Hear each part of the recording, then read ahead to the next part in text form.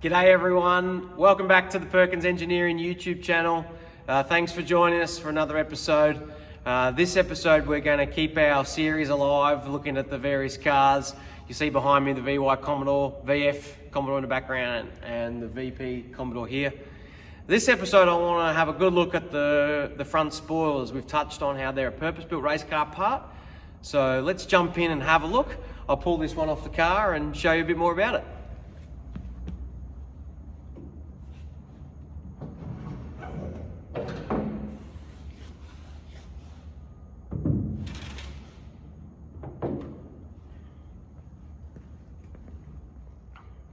So here it is. This is the front spoiler of the VP Commodore race car, built by our composites guru Richard Struthers, who first started working with my dad in the early 80s on various projects, including the HDT Big Banger and the solar car and the Shell mileage marathon car.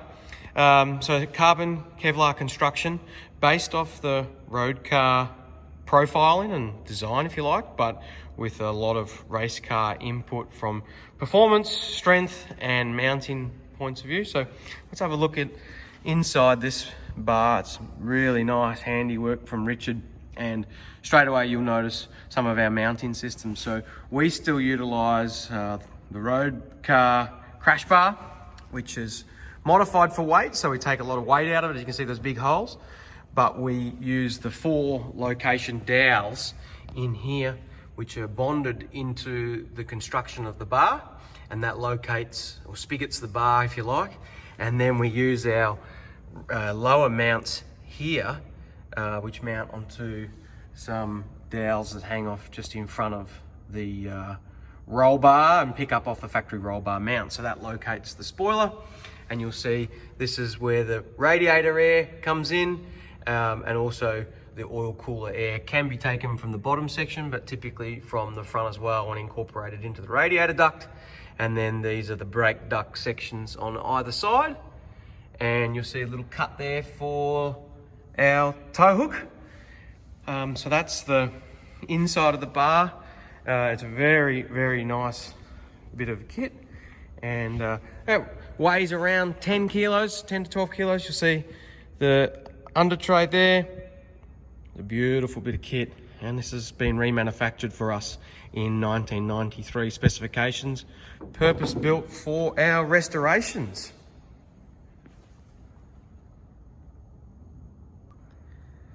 Let's check out the front spoiler on the 2003 car, and I actually don't need to pull this one off the car because I've got a busted up one from the 2003 Bathurst crash of Dad's, and this is a perfect opportunity to show you even more about a front spoiler because it's a bit of a cross section for us. So you notice the carbon Kevlar construction is almost identical. So this front spoiler was made by the same guy, Richard Struthers, who's a guru at this. But those with the eagle eye will notice straight away a bit more strengthening and a little bit more aero work happening here with this front spoiler. But give you an idea of the construction, it's quite a rigid piece here, and it needs to do a decent curve and then operate obviously as a front under tray, a front wing. So a lot of load going through this.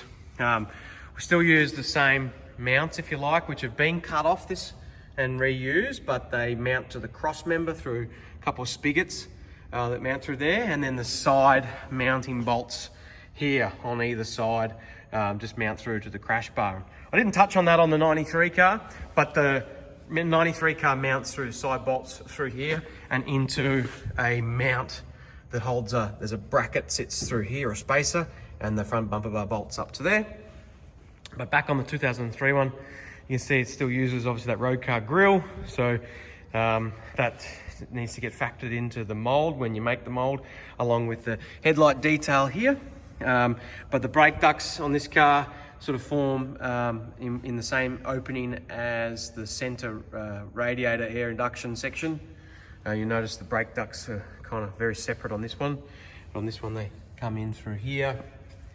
And have a look underneath. It's got some aero fins, if you like. So again, more aerodynamically designed. A lot more angle for downforce.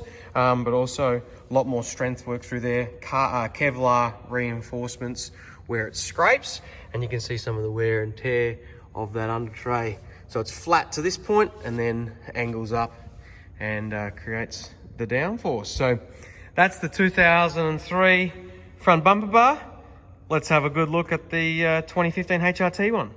And over to the Walkinshaw VF Commodore. I've actually grabbed a damaged spoiler off the Eggleston Motorsport car.